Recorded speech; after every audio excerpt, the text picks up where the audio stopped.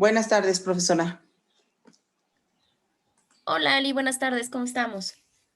Bien, bien. Sí nos tenemos que conectar, ¿verdad? Sí, ya nada más nos falta acabar unos temas, para que obviamente ya podamos dar por cerrado su temario.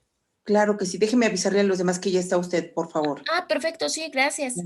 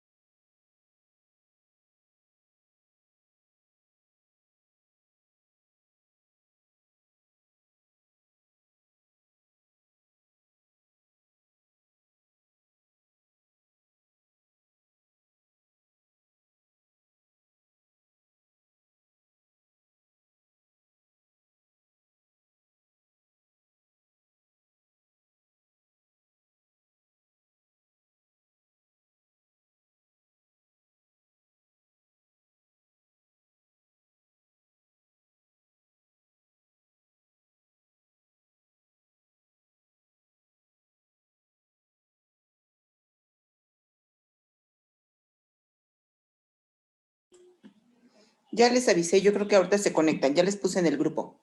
Sí, Ali, muchas gracias.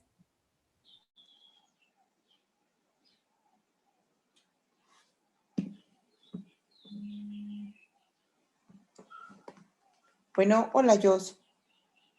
Bueno, hola, ya conéctate, ya está la maestra. Les acabo de mandar ahorita al grupo porque no me contestó nadie. Órale, porfa. Órale, bye. Sí, bye.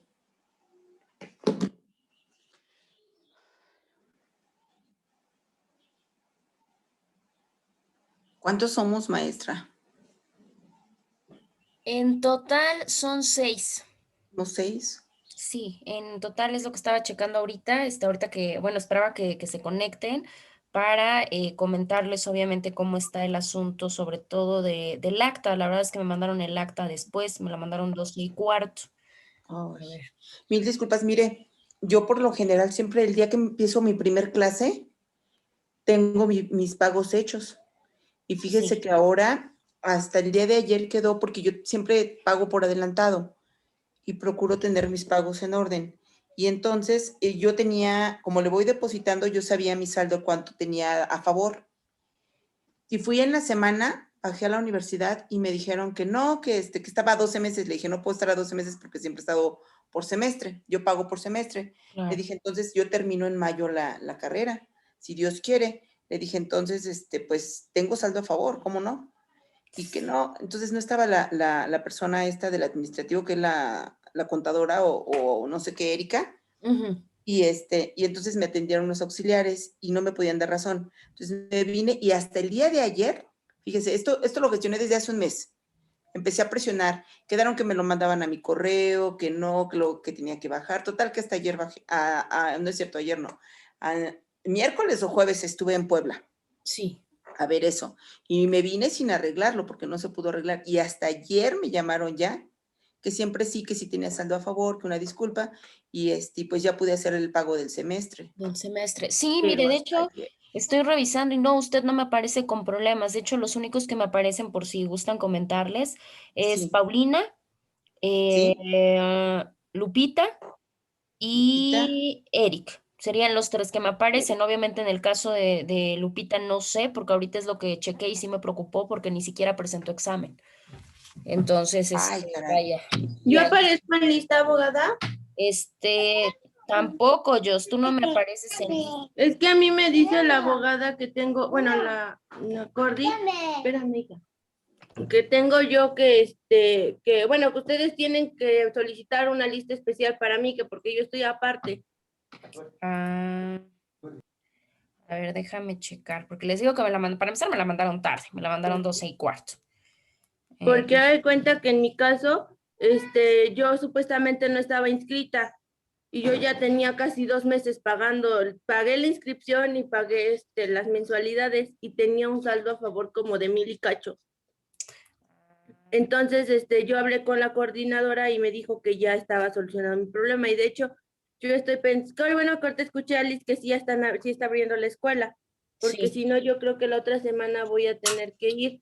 porque Sí, haz de cuenta que me salieron ahora con la generalidad que yo no me voy a titular en mayo, sino hasta el otro año. Y pues la verdad yo no pienso seguir ya pagando mucho.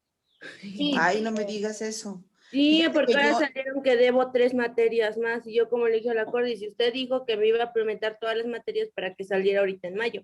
Y claro. ya salió con que no, que claro, no me titulo hasta el otro año. Entonces sí me qué sacó de onda. bárbaras. No, sí Claro, está mira, hay una complicado. desorganización total. Yo te soy bien franca, me aventuré yendo porque no sabía que estaban abiertos. ¿Te acuerdas que nos mandaron un link de todos todo lo que teníamos por que teníamos consultarlo por plataforma? Podíamos tener Sí, contacto con los del área administrativa y con los pero no departamentos, diferentes manches, no departamentos. funciona. Bueno, pues resulta que yo estuve colgada y me tuvieron un buen rato y ahorita la vinculamos y nunca me vincularon. Entonces, como no me vincularon, dije, ay, no, yo ya me canso de esta situación, yo voy allá a ver qué onda. Y por eso Claro. me lancé ellos, pero sí, y yo sí pude entrar y me atendió la señorita Alicia del área administrativa, Y es que se la cuenta que ahorita coordinadora mi nos caso es que yo encontró. no he ido a Puebla, porque sinceramente, pues yo ahorita ves que vivo hasta Texcoco, hasta el Estado de México. Entonces, Claro, para irme, sinceramente, en puro pasaje, Ali, abogada, me gasto 1,000 pesos. Claro, Entonces, claro. digo yo, no voy a ir nada más de entrada por salida. Entonces, si iba a ver a mi familia o me quedaba yo con mi familia. Pero ahorita haz de cuenta que a la casa de mi papá a todos les dio COVID y tuve a mi abuelito muy enfermo, lo tuvimos con oxígeno casi 2 semanas. Entonces ahorita gracias a Dios ya salieron, el martes los dieron de alta, pero le dijeron que yo puedo ir a entrar a la casa hasta la otra semana y eso sanitizando todo. claro. Sí, pues Entonces ahorita ahorita pienso ir, pero pues todo lo hago por teléfono y no me dan respuesta, abogada. respuesta. Sí, claro. Ajá. Mira, ahorita ya le mandé mensaje en este caso a coordinación para obviamente solicitarle tu lista. Obviamente cualquier cosa, pues ya yo les estaría avisando si me lo expiden, si no me lo expiden y demás. De todos Claro. Ujú. modos, yo tengo que mandar el concentrado completo. O sea, en el caso, por ejemplo, de Eric, de Paulina, de Lupita, que me aparecen con adeudo, o en el caso tuyo que no me apareces, o aún así yo te agrego a matriz. Igual en el caso que Lupita no haya presentado examen y demás, yo mando el concentrado general. Se supone que tenemos un periodo de 5 días para entregar. Si en 5 días no se resuelve, no nos llegan pase y demás, pues obviamente si están en lista se van en blanco y si no nos aparecen en lista, pues obviamente no se asienta nada. La idea es que supuestamente lo que nosotros mandamos en matrices, o sea, el concentrado de todo lo que trabajaron, asistencias, plataforma y demás, eso se queda concentrado en coordinación para que en el momento en el que ustedes lleguen a resolver el problema o que ya lo tengan, se supone que ahí ya directamente coordinación con servicios escolares, pues obviamente ya son los que se encargan de hacer la carga. O sea, yo de todos modos los agrego tal cual y ya cualquier cosa o cualquier situación, bueno, pues ya directamente ya sería coordinación quien lo cargaría. Obviamente yo trato de retener, siempre trato de retener las actas, aunque yo tenga mi concentrado. De hecho, si pueden revisar, ya tienen calificada toda la plataforma. Entonces yo ahorita mismo yo ya puedo tener sus promedios, pero trato de aguantar, digamos, el acta el mayor número de días posibles para que obviamente tengan el margen de ver si les resuelven o cualquier cosa que se haga. Ya si no, pues obviamente ya se ve el concentrado, en este caso con la maestra Leti, y ya se queda como la situación y la resguarda para cualquier cosa. De todos modos, si en algún momento yo las guardo, ¿no? Si en algún momento llegan a tener alguna problemática de que no, es que no me aparece o algo así, bueno, pues ya obviamente se coteja con la matriz, que es la que yo envío y la que yo tengo, para que obviamente hagan la revisión.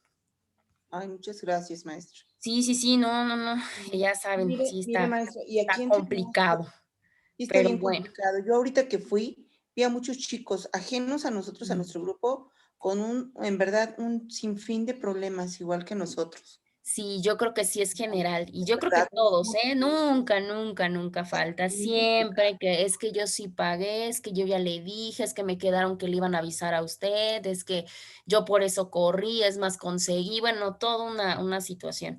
Y obviamente pues ya es pues la comunicación, ¿no? Que obviamente pues debe de existir, se supondría, pues entre ustedes, servicios escolares, contabilidad, coordinación, pero muchas de las veces como que cada quien tiene su información como bien dispersa, entonces, sí es medio complicado, pero bueno, pues ojalá se pueda resolver y si no, de todos modos, pues les digo, yo resguardo por cualquier situación más adelante ya me ha pasado, así como que es que me dicen que no, no es cierto, que usted nada, como no, aquí está. Entonces ya yo me comunico en este caso con coordinación, ¿sabe qué? Me dicen que, pues, que la persona no tiene calificación porque no se hizo el envío. Aquí está mi acuse de que yo hice el envío y aquí está la calificación. Entonces ya para que no haya problema de que no, pues tienes que volver a cursar la materia porque tu calificación no aparece o algo así, ¿no? Pero bueno, pues miren, vamos a dar por terminado, bueno, vamos a cerrar ya básicamente sabemos que es obviamente ya el día de examen, pero pues no me gusta dejar como temas inconclusos, ¿no? Sabemos que vamos a marchas forzadas por cuestión de la temporalidad que tenemos, ¿no? Obviamente verlo de un cuatrimestre que les digo, en 2 meses, pues digo, la verdad es que nos acorta muchísimo, pero pues hay que acabar. El último tema que nosotros tenemos es precisamente lo relacionado con la identificación de víctimas, ¿sí? Obviamente ya una identificación general. De hecho, si se pudieron percatar, ya su última tarea o sus últimas tareas versaban acerca de esto, hablaba un poquito del sistema AFIS, entre algunas otras cosas. Bueno, en este caso, para empezar, tendríamos nosotros que definir un poquito acerca de qué es la identificación. Bueno, ya sabemos que la identificación es el uso de sistemas o el uso de herramientas o conocimientos científicos y demás. Abogada. Dígame. Y sí, bueno, respecto a la tarea, sí es cierto que sí se utiliza el sistema AFIS para el área penal o en el área de criminología, porque supuestamente dice que sí, que en México sí se utiliza, pero no sé, no lo veo tan seguro. Sí lo usamos, pero solamente con una identificación criminal. ¿Qué quiere decir? Si cometemos un delito, pues obviamente nos hacen la toma de, obviamente, de muestras de todas nuestras huellas digitales. Obviamente es toda la DECA, o sea, en el caso de los 10 dedos de la mano, y esas huellas quedan asentadas en el sistema. El problema viene cuando precisamente pues no somos criminales o no somos delincuentes, no tenemos sentencia, porque recuerden que eso es una de las partes importantes, porque yo pude haber sido transgresor, pero si no me sentencia, pues la realidad es que no me van a tomar las huellas y por tanto pues obviamente no aparecen mis huellas en sistema. Ese es uno de los problemas que desgraciadamente tiene México, que la única base de datos que tiene en base a las huellas, como el sistema AFIS, solamente es para transgresores, o sea, ya para delincuentes como tal que están compurgando sentencia. Entonces, imagínense si es una persona que nunca ha tenido ningún contacto de este tipo, pues es muy difícil la identificación. Esa es la problemática, no tenemos una base. De hecho, hace un par de años, 2, 3 años, más, no más, un poquito más, como 3 años, se hablaba de una iniciativa en la cual lo que se buscaba era precisamente tener un contacto con el Instituto Nacional Electoral y obviamente con ese instituto poder bajar toda la base de datos y las huellas. Entonces, para tener ya una base de datos de toda la población, por lo menos la población pues mayor de edad, porque ahí tendríamos otra de las problemáticas. De hecho, se hizo una tentativa de que pudieran ser no solamente muestras DECA, o sea, no solamente muestras dactilares, sino que pudiéramos hasta tomar como lo que nos hacen en el Servicio de Administración Tributaria, la muestra de iris, la identificación de iris, hacerlo porque obviamente dicen que es mucho menos alterable. Tiene sus pros, tiene sus contras, pero para eso necesitaríamos una logística muy grande y una gran cantidad de recursos que claramente pues, el Estado no va a dar para esta parte de la identificación. Por eso se vuelve bien complicada la identificación, sobre todo en víctimas, que en este caso es nuestro tema. Haciendo digamos, con break, me pregunta Ali si les voy a dar la calificación. Claro que sí, yo se las hago llegar, yo creo que el día lunes les hago ya llegar el concentrado para que vean sus calificaciones, las calificaciones de EVA, de participación y demás, y obviamente puedan hacer revisión. Ya saben, si hay alguna omisión, si hay algún error, sin problema lo revisamos y ya para poder asentar sus calificaciones en acta y demás. Se las hago conocer primero y ya luego las asiento en sistema y en acta. ¿Cómo se las transmito? Muy probablemente con algún número que tenga, creo que el que tengo es el de usted, Ali, entonces probablemente se las hago llegar para que me haga favor de transmitírselas a sus compañeros. Claro que sí, maestro. Muchas gracias. Sí, entonces así queda eso, lo del sistema AFIS. Pero en México yo creo que sería muy complicado una base de datos, maestro. Claro, es completamente necesario, la verdad es que es un lujo. Totalmente. Claro, de hecho nos ayudaría muchísimo a la localización de personas y sobre todo cuando estamos hablando de la parte de trata, cuando estamos hablando de la parte de desaparición y demás, nos haría muchísima falta una base de datos para una localización. Pero pues vaya, México todavía en esa parte nos encontramos en pañales y ahorita vamos a comentar un poquito de eso.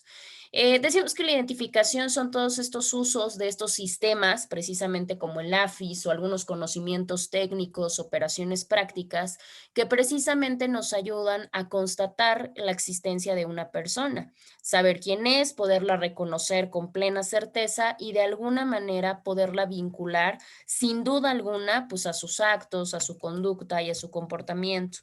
Tenemos muchísimas maneras de poder identificar. Obviamente, cuando hablamos de siempre la identificación, desgraciadamente la vinculamos con la parte de los victimarios o de los delincuentes, pero también hay metodologías para poder investigar que nos sirven para identificación de víctimas. Una de ellas, que es una de las más utilizables, es la filiación. En el caso de la afiliación, sabemos que es una forma de procedencia de dos caracteres, puede ser biológica o puede ser jurídica. Respecto, pues obviamente a los hijos respecto con sus padres y obviamente de ahí pues se derivan diferentes derechos y obligaciones, ¿no? Obviamente también nos van dando la parte de la afiliación física, ¿no? La descripción física, eres, qué estatura tienes, qué color de piel, etcétera, etcétera. También tenemos en esta parte la verificación de documentación legal. Obviamente es para poder identificar cédulas y cualquier otro documento identificativo por rasgos muy especiales que tienen los documentos. Sabemos que en la actualidad uno de los que tiene mayor certeza pues es precisamente la mal llamada INE, porque no se llama INE, ¿no? Es nuestra credencial de elector o nuestra credencial para votar emitida por el Instituto Nacional Electoral. Esa es una de las verificaciones legales que tienen más certeza, pero digo, la realidad es que también mienten. Yo he tenido en mis manos identificaciones falsas, bueno, identificaciones verdaderas, porque son expedidas originalmente por el INE, pero con datos falsos. Entonces digo, ¿qué certeza puede tener si yo falsifico un acta de nacimiento y obviamente me expiden mi INE? Bueno, mi credencial para votar. La realidad es que pues no tendría como mucha certeza. Sin embargo, bueno, pues así tenemos nuestra verificación de documentos. La siguiente, que es una de las más conocidas, es precisamente la dactiloscopía. Recordemos que la dactiloscopía se encarga de estudiar todos estos relieves o estos pulpos, son los relieves papilares y obviamente estos existen en nuestra yema de los dedos. Los dibujitos precisamente que quedan estampados o que salen precisamente de las yemas de los dedos nos dan esta característica de identidad y es indubitable. ¿Por qué? Porque las huellas dactilares tienen características muy específicas en las cuales no se pueden alterar. Obviamente son indubitables, son certeras, son auténticas, no son modificables, ni siquiera con la edad. Se pueden ir perdiendo, obviamente dependiendo hasta el trabajo que tengamos, ¿no? Pero tienen características muy específicas que no se confunden con otras. El siguiente son los odontogramas. Los odontogramas, bueno, pueden ser antemortem o postmortem. En el caso de los postmortem, pues es cuando ya la persona falleció. Y lo que se hace es que precisamente se hace una calca, como ustedes lo pueden ver. Aquí está. Se puede hacer una calca en la cual se coteja con bases, obviamente, de nuestra dentadura.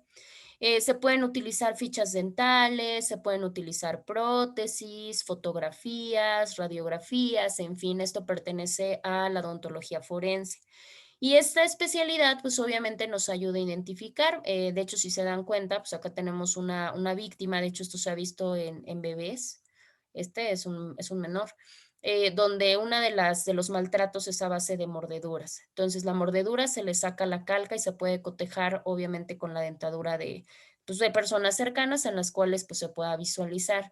Técnicamente, los moldes se tienen que hacer con alginato, que es lo que utilizan los dentistas para poder hacer las prótesis. Sin embargo, de muy buena fuente, de un estomatólogo forense que trabaja en CEMEFO, dicen que los recursos muchas veces no los llegan y que han tenido que llegar a hacer los odontogramas o han llegado a hacer los moldes o las calcas a través de acetatos, acetato y plumón. Así es como obviamente van haciendo las calcas. Claramente no debería de ser así. El alginato técnicamente es caro, pero sin en cambio, pues el Estado tendría que proveer todo este tipo de elementos para poder cotejar las mordeduras. Entonces, vean, acá tenemos esta, lo vemos en violencia, generalmente en violencia de menores, o lo vemos en violencia sexual. Muchas de las veces no encontramos fluidos o no encontramos algunos otros elementos indicativos, pero encontramos mordeduras. Por un lado, podemos extraer alguna situación de saliva y por otro lado, pues obviamente la calca de la propia dentadura. Y esto nos ayuda pues a identificar. La siguiente que tenemos, que es una pues más especializada, es precisamente la genética forense. La genética forense, bueno, pues es una rama médica o rama específicamente de la biología que se encarga de hacer perfil genético. ¿Sí? O sea, que se hace esta identificación a través del ADN y obviamente pues es una de las ramas privilegiadas en la actualidad para la identificación. No hay identificación más certera o con menos margen de error que el ADN. Esas pruebas se empezaron a sacar en el último siglo y ya se hablaba de un perfil genético, porque claramente eso es inalterable, inmutable y no hay manera de poderlo reestructurar o cambiar de alguna situación. ¿Cómo se hace o en qué tipo de asuntos se utiliza? Bueno, pues se puede utilizar desde la investigación de parentesco, para ver a una persona desconocida, generalmente cuando se trata de explosiones o cuando se trata de desastres en masa, la perfilación genética pues, es la que más puede ayudar. Obviamente se pueden cotejar a través de bases de datos criminales, como lo que platicábamos del sistema, y muchas de las veces se ha logrado extraer ADN de algunas huellas dactilares, solamente cuando las huellas sean nuevas o cuando las huellas estén latentes. Y esto claramente pues, nos incrementa una posibilidad informativa. ¿Por qué? Porque nuestras huellas dactilares, de hecho, cuando nosotros la marcamos, si ustedes hacen la prueba en cualquier superficie, un espejo, por ejemplo, que es donde se pueden visualizar, nosotros tenemos glándulas sebáceas, o sea, grasa. Y obviamente esa grasa, si nosotros tocamos algo, nosotros impregnamos parte de nuestra situación genética en esa huella. Entonces, si la huella es latente, se puede extraer hasta una parte de ADN.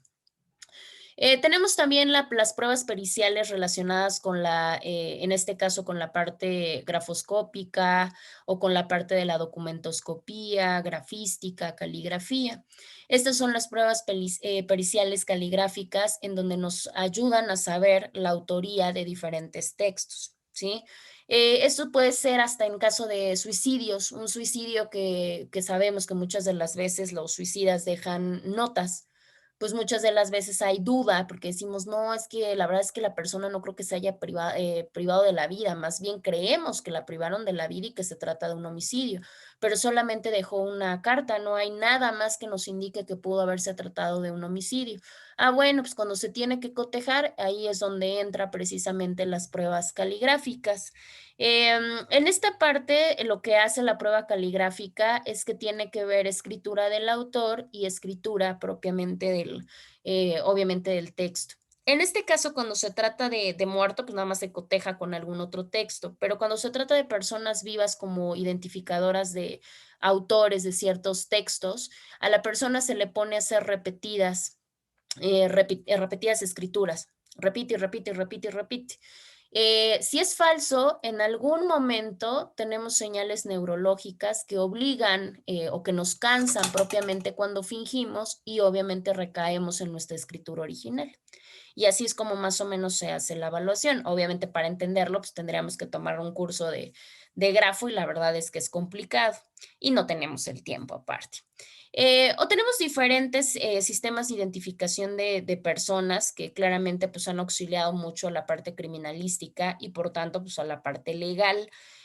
Recordemos, afortunadamente, pues ya tenemos una situación tecnológica informática mucho más amplia que la que teníamos hace 20 o 30 años, que obviamente hacía que las personas cayeran en mucho error. Desde absolver delincuentes hasta incriminar personas que no tenían nada que ver, exonerar a personas que eran culpables y demás, porque no teníamos una certeza que nos brindara la propia tecnología, algo que actualmente pues sí tenemos. Otros medios que podemos decir es precisamente la identificación biométrica. La biometría, obviamente hablando como sistema de identificación, surge a través de una persona que se llamaba Alfonso Bertillón. Él hablaba que la antropometría, o decía, él tenía esta idea de que dependiendo nuestro cuerpo, las medidas, nuestras características físicas ayudaban precisamente a separarnos en grupos, en razas y demás. Y él hacía sus medidas de antropometría en la cual pues medía huesos y decía, bueno, es que este fémur pertenece más a una raza negra, a una raza aria, no sé. Obviamente con el paso del tiempo pues se dieron cuenta que no era como tan específica en muchísimas cosas. La biometría lo que nos hace solamente es, a través de nuestros rasgos físicos y algunos conductuales, poder hacer una individualización de las personas. Actualmente, ¿cómo funciona la parte biométrica? La parte biométrica se ha fusionado con la informática. Y a través de diferentes usos de captación de información y un software especializado, hace una combinación o una conversión de algoritmos matemáticos y de los valores que obtiene. ¿Sí? Y con eso se puede hacer un cotejo, obviamente, de la información existente y de la información que yo proporciono. Esto lo que hace, pues, es hacer una individualización de nosotros y también hace un reconocimiento de la persona. Actualmente lo vemos, en muchos lugares se utiliza para permitir o para negar el acceso a algún lugar, para activar algún tipo de operación, es más, hasta poder reducir la búsqueda entre varios sospechosos. Obviamente con esta captación de sistema, pues solamente pasamos nuestra huella dactilar y nos dice si es, no es igual, no es igual, nada más. Es más, y lo hemos visto pues hasta en los trabajos un mecanismo para podernos identificar eso de estar con el nombre, apellidos y todo, fecha, hora y demás, ¿cómo puedo registrar mi acceso? Pues a través de mi huella que ya está completamente registrada y solamente avienta la información que tengo. La biometría se dice que es uno de los elementos que ha alcanzado un porcentaje alto, o sea, tiene una tasa alta de poder identificar, sobre todo porque reduce mucho la cuestión del tiempo. ¿Sí? Muchas de las veces pues va acompañado también de cotejo manual, ¿verdad? Pero pues obviamente ya va como acelerando un poquito el proceso. Bueno, ahora la dactiloscopía, que era la que comentábamos hace un momento, eso se hace a través de las crestas papilares, o sea, de nuestras huellitas, vamos a decirlo así, que se encuentra en las huellas digitales. El aspecto que pueden tener nuestras huellas también depende mucho de diferentes situaciones, les decía, de nuestra edad, de nuestro trabajo y de algunas otras enfermedades. Hay enfermedades que sí distorsionan precisamente las huellas dactilares. Hay huellas que son latentes y hay huellas que son visibles. Las latentes son aquellas que no son aparentemente visibles al ojo humano, ¿sí? O sea, de las que completamente necesitamos polvos especiales, reactivos especiales, luces especiales para poderlas apreciar. Y las visibles, bueno, pues claramente son esas que sí podemos apreciar con nuestra vista. Ha llegado a ser, o se ha llegado a considerar, pues, uno de los métodos identificativos, pues, de mayor importancia y sobre todo de mayor confiabilidad, ¿sí? Tiene muchas características, que son las características que nos hacen únicos como personas y que se hace a través de las huellas. Primero, tienen la característica de la inmutabilidad. ¿Qué quiere decir? Que desde el momento, porque las huellas dactilares se forman dentro de la vida intrauterina, o sea, desde que estamos en el vientre. Desde ese momento nos aparecen las huellas y son inmutables porque precisamente se ha denotado y se ha comprobado científicamente que aún así, aunque estemos en procesos avanzados de putrefacción, las huellas sí se quedan, o sea, todavía se pueden rescatar. Eso lo hemos visto, bueno, de hecho yo les comenté de este señor de Alejandro Cárdenas con este proceso de rehidratación cadavérica en el cual la persona, bueno, ya tiene un serio grado de descomposición y de putrefacción y a través de las sustancias sí se pueden rescatar las huellas. Son inmutables desde que nacemos hasta posteriormente después de la muerte y ahí se queda. Hay variabilidad. ¿Mande? Cuando no hay huellas, maestra, ¿es con la dentadura o con qué Sí. es? ¿Con qué se identifica? Sí, generalmente cuando ya no hay huellas dactilares sobre todo dependiendo del tipo de muerte, se hace a través, puede ser de ADN. Si definitivamente ya no se puede sacar muestra de ADN, la última etapa sería la odontología forense. ¿Qué quiere decir? Pues a través de la dentadura, porque los dientes son las últimas partes que tardan en desintegrarse, vamos a decirlo, del cuerpo humano. Entonces sí sería como la última viabilidad que tendríamos de identificación. Ok, gracias. Sí, es variabilidad porque precisamente no se ha encontrado, por lo menos que sepamos, sujetos con las mismas huellas dactilares. Hasta la fecha no se ha visto que dos sujetos porten las mismas huellas. Pueden ser hermanos, es más, pueden ser cuates o pueden ser gemelos y aún así no tienen las mismas huellas dactilares. Por eso se habla que la característica de las huellas es que hay variabilidad, o sea, son variadas. Y otra de las características es que tiene una posibilidad de clasificación. ¿Qué quiere decir? Que con estas huellas nos hace un poquito más sencillo la manera de poderlas guardar y de poderlas ordenar, de manera que podamos claramente hacer una localización mucho más rápida. El levantamiento, digo, lástima que no tuvimos la oportunidad de trabajar en presencial, porque igual ya estuviéramos hecho una prueba de levantamiento de huellas, pero bueno, pues ya no se dio. En el caso de levantamiento de huellas, se va a tener que hacer en aquellas cuando no se aprecien a simple vista. En este caso les decía, pues nuestras grasas naturales, el sudor, o sea, la transpiración que va segregando a través de nuestras crestas es la parte que resalta de nuestras huellas, para que me entiendan. Y los surcos son aquellas que separan a las crestas. Y obviamente se transfieren a una superficie a través del tacto, con lo que yo toque o con lo que yo agarre. Estas huellas latentes, que son las que se van a tomar o se van a levantar, hay diferentes tipos de reactivos, así se les llama, que son básicamente polvos con diferentes colores, generalmente son colores fluorescentes, pero también hay blanco, también hay negro, para que los propios investigadores puedan seleccionar aquel que le contraste mejor. ¿Qué quiere decir esto?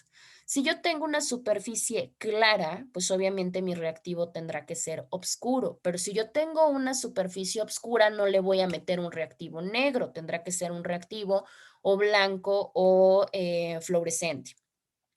En este caso lo que se hace, bueno, pues porque lo tenemos que espolvorear, de hecho ahí pueden ver la imagen, se ve pequeñita, pero sí se aprecia. Ahí precisamente se distribuye, o se esparce el polvo, el reactivo, y se tiene a través de estas brochitas, esta brochita que se ve acá es una brochita pachona con pelos muy delgados, porque si no nos llevamos la huella y hay que tener cuidado. Vamos esparciéndolo, haciendo circulitos durante toda la huellita o la mano, lo que apreciemos, y se va revelando, o sea, se va marcando así. Y ya lo que hacemos, pues obviamente ponemos un papel, muchas de las veces lo hacen como con diurex, se le pega y en automático nuestro diurex queda marcado. Y ya lo tenemos que transponer en un acetato para que obviamente se quede guardada la huella. Muchas de las veces también para hacer experimentos sirven precisamente el carbono. Igual con el carbono fino, si ustedes se ponen a hacerlo, es más, hasta con un sacapuntas y un lápiz, van a sacar carbono fino. Y este polvo muchas de las veces también se puede utilizar para sacar las huellas latentes. Obviamente, pues no es tan profesional y aparte, pues digo, hay un solo color de lápiz, entonces sería un poquito complicado, ¿Dónde pero se pues, se consigue puede ese hacer. polvo, maestra? Perdón. ¿Mande?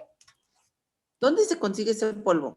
En tiendas especializadas de criminalística, donde nos venden las brochas, de hecho Ah, ya. hay hasta, ¿cómo se llama? Hasta estuches completos donde venden, Sí. digamos que varios polvitos, las brochitas, los acetatos cortados, la tira para poder levantarlo y demás.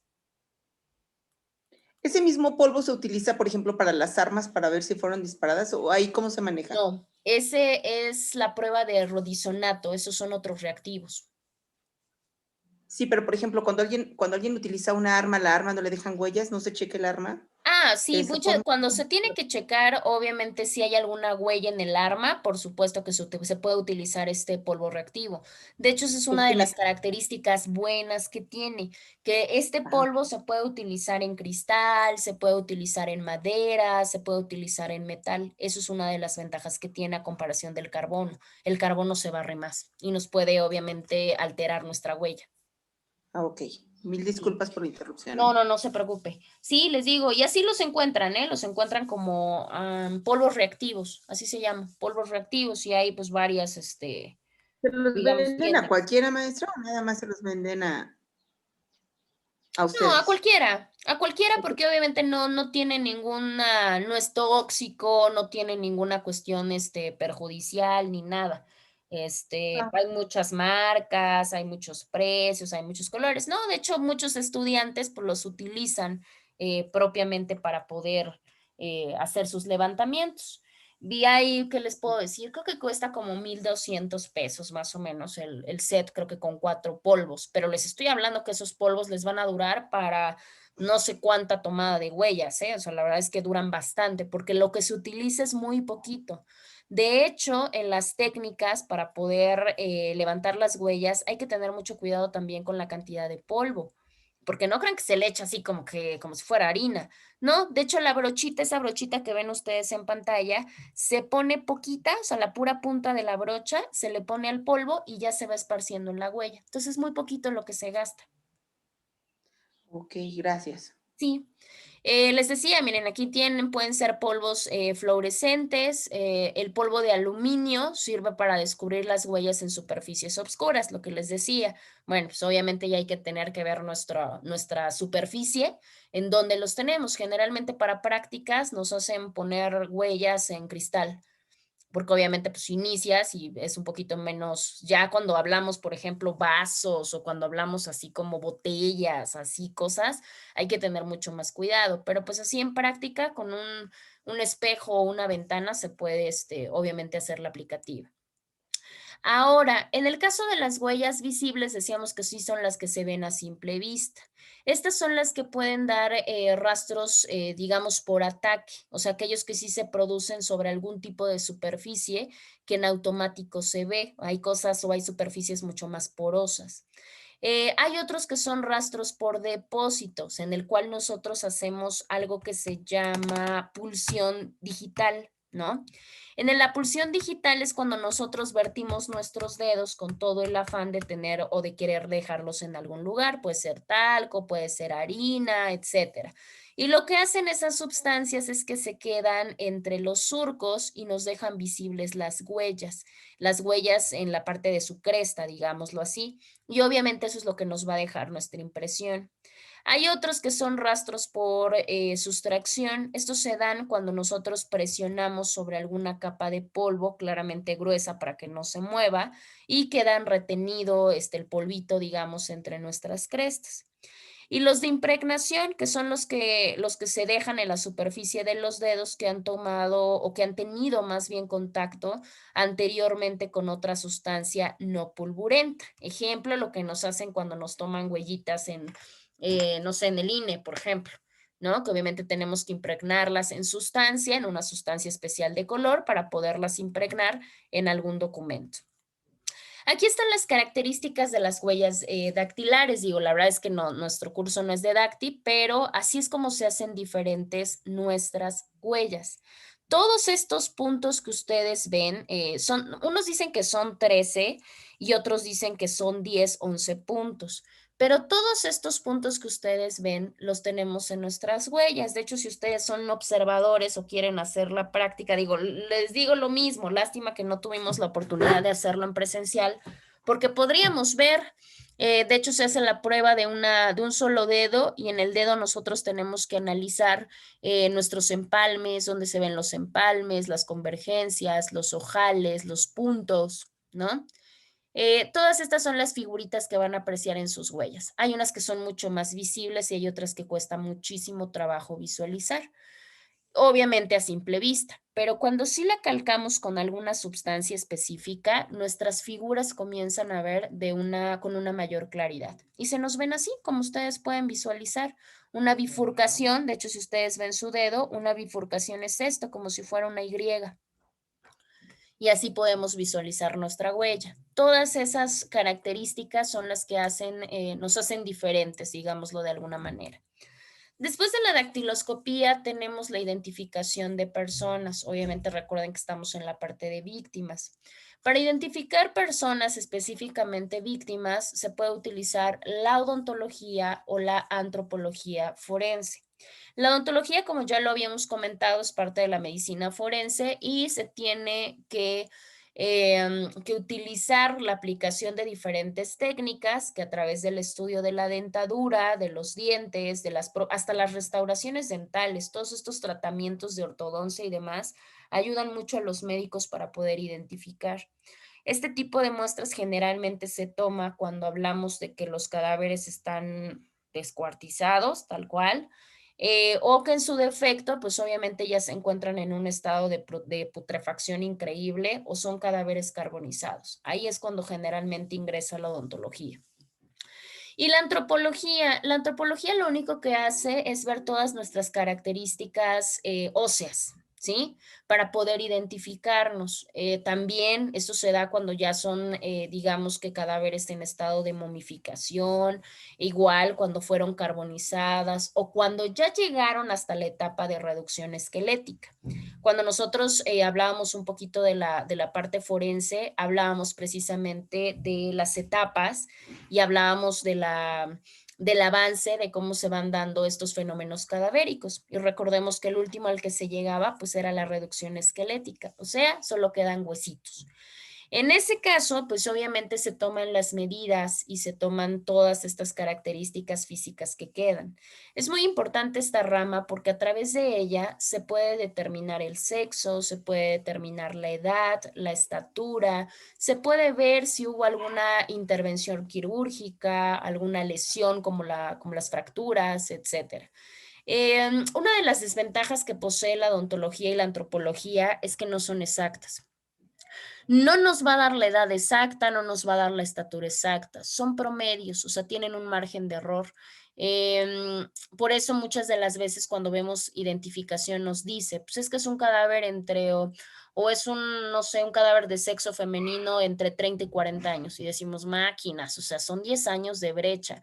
Sí, pero pues de tener 50 años de brecha, decir tenemos 10, pues obviamente eso hace un panorama o nos abre el panorama, una identificación, pues por lo menos con un poco más de esperanza. En el caso de la odontología, anteriormente se manejaba un rango de 10 años. Actualmente los odontólogos forenses, específicamente en CEMEFO, lo marcan con un margen de 7, pero ellos dicen que pueden aseverarlo con un margen de 5 años. Entonces digo, pues eso ya es como una gran, no sé, un gran avance. Otra identificación, pues el retrato hablado. El retrato hablado, pues es una disciplina a través de la cual pues se tiene que hacer el relato, se tiene que hacer la descripción de un rostro. Puede ser a través de una persona o puede ser a través de una foto. Eso es interesante, de cuya identidad no conocemos. Lo hemos visto muy, muy, muy reflejado en delincuentes, pero también lo hemos visto muy reflejado en víctimas. Aquellas personas que están extraviadas o que han sido secuestradas, que han sido violentadas, que han sido, entre otras muchas cosas, este sistema identificativo ha ayudado mucho, ¿sí? Porque muchas de las veces, pues yo puedo tener una foto, pero muchas de las veces pues mi foto no es completamente certera. Es más, hay familiares que dicen, es que yo solamente tengo una foto de hace 10 años. Ah, bueno, pues el retrato hablado puede ayudar a reducir todas estas, digamos que todos estos rasgos fisonómicos que nos pueden aportar o los testigos o que nos pueden aportar los propios familiares o cualquier persona que tuvo a la vista al individuo o a la persona. Tenemos la siguiente, que es la lofoscopía. En el caso de la lofoscopía, muchas de las veces se confunde con dacti, ¿sí? Bueno, ahí tendremos que hablar de lo que es la dactiloscopía, la dactilografía y demás. Pero en el caso de la lofoscopía, lo que hace es que busca o analiza los dibujos lineales que se presentan como relieves, ¿sí? En la cara, en los bordes de las manos, en los pies y demás del ser humano, ¿sí? Y que todo eso pues nos hace diferentes. La mayoría pues utiliza la DACTI, ¿no? En este caso pues la de las yemas de los dedos, pero también tenemos a la quiroscopía y la pelmatoscopía. Quiroscopía no solamente son las yemas de los dedos, sino que toda la formulación de la mano. Si ustedes se ponen a visualizar su mano, pueden checar exactamente lo mismo, que tienen diferentes formas, diferentes líneas y diferentes características, pues eso hace la quiroscopía. Y la pelmatoscopía es básicamente lo mismo, pero con las plantas de los pies. ¿Sí? También se encarga de estudiar todos esos relieves, la lofoscopía. Bueno, con eso nosotros terminamos la parte de identificación y ya lo que nos falta es psicopatología criminal. Nosotros ya hemos platicado un poquito de eso, de hecho la clase pasada abordamos un poquito de ahí. La psicopatología está relacionada porque es una rama de la psicología y lo que nos ayuda a esta es saber la relación que hay entre el crimen propiamente y los trastornos psicológicos de la persona. Por tanto, lo que hace, pues, es diagnosticar de manera individual al criminal y, por tanto, pues, poder proporcionar un tratamiento, ¿sí?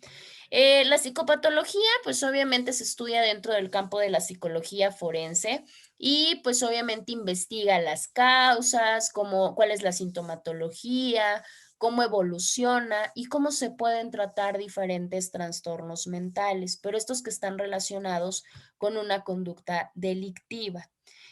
Obviamente lo analiza desde una perspectiva de trastornos, o sea, esos trastornos psíquicos que de alguna manera son tradicionales, pero que llega un momento que se pueden asociar con la ejecución de algún tipo de delito. Tenemos muchos, digo, la realidad es que también tendríamos que ahondar mucho ahí, pero bueno, por cuestión de tiempo y demás, pues no nos va a dar tiempo. Nada más por comentar algunos así como no más importantes, pero por lo menos más recurrentes. Tenemos el trastorno antisocial. Este se considera que es un desorden de personalidad y que lo que hace, pues es que precisamente la persona pues tienda a no adaptarse a seguir normas sociales. ¿Sí? O sea, estas que tenemos todos que seguir y que no son impuestas.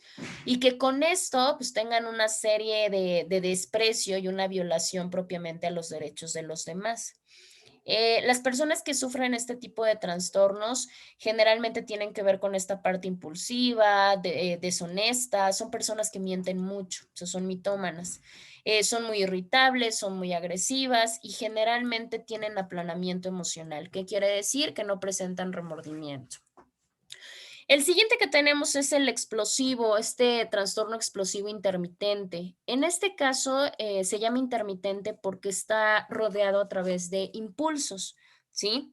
Estos impulsos pues obviamente tienen momentos en los que llegan a ser irritables de manera muy excesiva, o sea, como que detonan muy rápido y obviamente pues hacen o cometen conductas transgresoras de la norma. ¿Cómo pueden ser conductas violatorias a la propiedad? Se ven mucho ahí. O aquellos que están atentando contra la integridad física, ¿sí? De hecho, estas personas que tienen este trastorno explosivo muchas de las veces son cleptómanas o pirómanas. ¿Qué quiere decir? Que tienden a esta parte del fuego y que tienden a la parte de robar, aunque no lo necesiten, ¿sí? Obviamente, si esto pues no se trata, pues más allá de todo este problema, pues pueden terminar en episodios detonantes, agresivos, y estos sí generan al final un tipo de remordimiento. De ahí tenemos el trastorno límite de la personalidad, que también es muy frecuente, y es un comportamiento en el cual se ve que la persona emocionalmente es muy inestable y tiene de momento como como que ciertos pensamientos muy muy extremos, o sea, como que son muy caóticos, como que todo es como que un gran problema, pero como en exceso. También son muy impulsivos y obviamente por eso pues son muy fáciles de que puedan cometer algún tipo de delito, ¿sí? Tráfico de drogas puede ser uno de los de trastorno límite de personalidad y en este caso sí tienen un concepto o sí tienen una conciencia de lo que es la ilegalidad de lo que están haciendo a comparación del antisocial. Y la esquizofrenia, bueno, pues la esquizofrenia es una pues de las más tristes y desgraciadamente de las más frecuentes en la actualidad. Tenemos diferentes tipos de esquizofrenia. Aquí específicamente, bueno, es la esquizofrenia paranoide. Sabemos que tiene que ver con una parte psicótica y pues claro que se puede asociar con hechos delictivos. ¿Por qué? Porque precisamente estas personas tienen una pérdida de la noción de la realidad y tienen manías. Y obviamente, pues lo que pueden desencadenar, pues es un trastorno antisocial.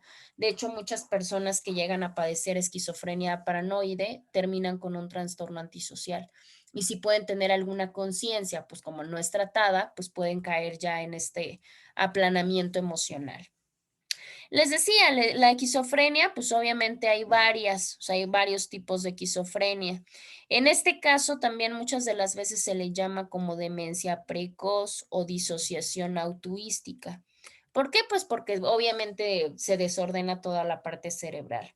La simple ya la conocemos. La simple es la que propiamente la persona va disminuyendo su rendimiento, va teniendo como una parte de pérdida de interés, pierde personalidad y bueno, pues puede ir ascendiendo. Tenemos otra que es la esquizofrenia hebefrénica. Esta es muy peligrosa porque se da de una manera muy abrupta, o sea, no nos va avisando como la simple. En esta el comienzo se da de la nada, o sea, de la noche a la mañana, y el deterioro que podemos nosotros percibir de esa, pues es mucho más rápida. Aquí las personas ya comienzan con alucinaciones graves, con delirios, con pensamientos incoherentes, y eso provoca pues una agresión. Claramente, pues con todas estas alucinaciones, pues es muy probable que la persona pues pueda cometer algún delito. Tenemos otra que es muy interesante porque muchas veces cuando nosotros pensamos en una persona esquizofrénica, lo primero que pensamos es una persona agresiva, ¿no? Una persona de este nivel. Pero la realidad es que no, tenemos una esquizofrenia catatónica. En ese caso, donde recae propiamente el trastorno es en el control de nuestros movimientos.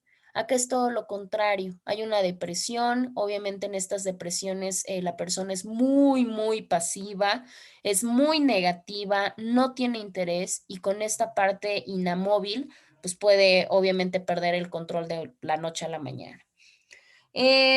Otra de ellas es la esquizofrenia paranoide. La paranoide, pues son estas personas que tienen delirios de persecución, tienen un conflicto muy personal. Estas sí, son personas muy retraídas, muy frías, o sea que la realidad es que no tienen relación con el mundo exterior, pero pues claramente somos seres sociales y al no tener esta sociabilidad, sobre todo correcta, pues ¿qué es lo que va a provocar? Pues va a provocar propiamente una cuestión de hostilidad.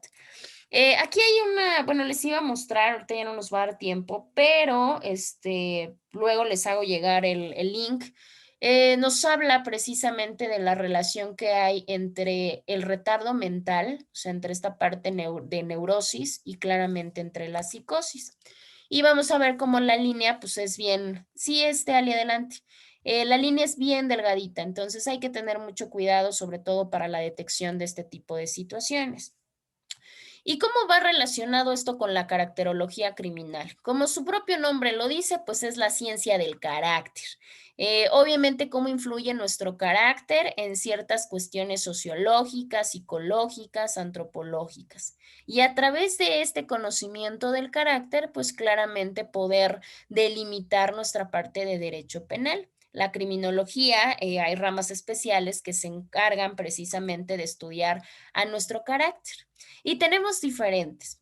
Tenemos los caracteres nerviosos, obviamente ya posteriormente les hago llegar el material y ustedes ya dirán a ver qué tipo de carácter tienen. Los nerviosos generalmente son inactivos, son emotivos. ¿Qué quiere decir? Pues que obviamente reaccionan mucho a los estímulos que les ofrece el exterior. Y obviamente, pues aquí es un problema porque la realidad es que si vivimos por lo que nos digan los de afuera, pues entonces vamos a tener una carga nerviosa muy fuerte, ¿sí? El siguiente que tenemos, pues es el apasionado. El apasionado, pues obviamente, y como su nombre lo dice, generalmente está relacionado con la parte de delitos pasionales. ¿Sí? ¿Por qué? Pues porque es muy afecto y es muy dado a irse en los extremos en lo que siente. Muchas de las veces se dice que esta parte es no hereditaria, pero sí el desorden se trae desde el momento del nacimiento, porque se habla que tenemos una hipertrofia y que obviamente, pues digamos que el cerebro no conectó bien alguna situación y obviamente por eso somos tan extremos. De hecho, las personas que tienen carácter apasionado, muchos de ellos llegan a tener cuestión de paranoias. Tenemos el colérico. El carácter colérico, generalmente todo lo que percibe lo reacciona. Obviamente son las personas que tienen mucha iniciativa, pero también son personas muy agresivas, ¿sí? Y obviamente, pues estos pueden convertirse en antisociales, pero de la noche a la mañana. Generalmente los coléricos siempre necesitan tener acción, o sea, de estar accionados en algún tipo de lugar, y son muy dados a la parte de la expresividad. Son dados a cometer estafas, robos, lesiones y delitos sexuales. Y los últimos, que son los de carácter sentimental. En este caso, los de carácter sentimental dicen que muchos de ellos no son preponderantes o predisponentes a la delincuencia. Em, ¿Por qué? Porque sin en cambio el sentimental es muy frenado por sus emociones a comparación del colérico. En este caso específico sí puede frenar su conducta. Sin embargo, si por alguna razón pues se detona esta parte o convive con una persona, en este caso colérica, pues obviamente se puede derivar una detonación de agresividad y con eso pues claramente hacer o tener comisiones de delitos, ¿sí? De hecho, lo hemos visto varias veces, ¿no? De la noche a la mañana hay una persona que técnicamente estaba bien, estaba sana, no tenía ningún problema, todo el mundo la conocía, y de la noche a la mañana, pues asesina a toda su familia. O de la persona que tirotea en una escuela y después se suicida. Pues obviamente porque son personas sentimentales que solamente caen en ese preciso momento y posteriormente se dan cuenta de lo que hicieron y se quitan la vida. Bueno, acá tenemos varios. En el caso, por ejemplo, del sanguíneo, en el caso del sanguíneo, pues son los que muchas de las veces no se limitan desde la parte de su persona. De hecho, son muy dados a satisfacer toda la parte del cuerpo, pero con los excesos. ¿Qué quiere decir? Pues comiendo mucho, bebiendo demasiado, o sea, todos se van como a los excesos que el cuerpo requiere. Y obviamente se les asocia con la parte de delitos a la propiedad. ¿Sí? ¿Dónde están bajos? Son bajos generalmente en la parte de incidencia de delitos sexuales o de violencia. En este caso, pues ellos no son como muy dados a manejarse bajo esta situación. El flemático, porque era uno de los que se hacían la separación en un principio cuando se inició todo este estudio de la caracterología. Generalmente los flemáticos son personas tranquilas, son personas ordenadas, reflexionan, son meticulosos. Lo único que puede pasar es que tengan algún tipo de arrebato y eso es lo que los puede hacer cometer algún tipo de delito. Muchas de las veces las personas que tienen carácter flemático, al ser tan ordenados y meticulosos, se les asocia más con los delitos de carácter intelectual. ¿Sí? Estos que conocemos como delitos de cuello blanco, como un asalto a bancos, o sea, delitos con una modalidad mucho más especializada. Y obviamente, pues acá lo vemos. Tenemos caracteres amorfos o carácter amorfo, son aquellos que son perezosos, o sea, uno de los rasgos característicos es la pereza y no suelen reflexionar, solamente actúan por impulso. En el caso del amorfo es muy fácil de poderlo mover, o sea, de poderlo manipular y de que él pueda hacer lo que los demás quieran. Entonces, en este caso, el amorfo, pues no tiene como alguna situación de liderazgo, digamos que siempre es como el secundario, el cómplice. En el caso, pues el secuestro, ¿no? El que retiene a la víctima, el que la cuida, el que le da de comer. Este generalmente tiene carácter amorfo. El carácter apático, pues como su propio nombre lo dice, pues es cero emotivo y la verdad es que no muchas de las veces se puede adaptar. Tiene muchas debilidades tanto en cuestión moral como en cuestión de voluntad. No, generalmente no tienen educación y son más preponderantes a participar en delitos sexuales contra menores, porque pues claramente no tienen la parte de la resistencia y tienen mucha dificultad para poder encuadrar o para poder relacionarse con los demás, precisamente por esta parte apática. Bueno, pues miren, justo a tiempo y en forma. Con eso nosotros estaríamos terminando nuestro temario completo de la materia tal cual de psicología criminal y criminología. Ya nada más les hago llegar la siguiente semana, yo creo que el día lunes, les hago llegar sus calificaciones con su compañera Ali y pues ya cualquier duda, cualquier pregunta, pues ya de manera personal me la harían llegar. ¿Qué les puedo decir, muchachos? Pues un gusto haber trabajado nuevamente con ustedes y nos vamos a chutar el último módulo, ¿cómo no? Por cierto, ¿no? Tengo entendido, digo, pues ya ni se sabe. A ver, pero se supone que sí. Si las cosas siguen así, pues entonces la siguiente semana, pues iniciamos con la última materia que van a tener, por lo menos conmigo, ¿sale? Pues, ¿qué les digo? Pues Claro ya que los sí. dejo salir porque tienen clase. Cuídense mucho, no nos despedimos y que tengan bonito fin de semana. Gracias, abogada, igualmente. Gracias, igualmente. Bye, Gracias a bye. ustedes. Gracias, Cuídense mucho. abogada. Bye.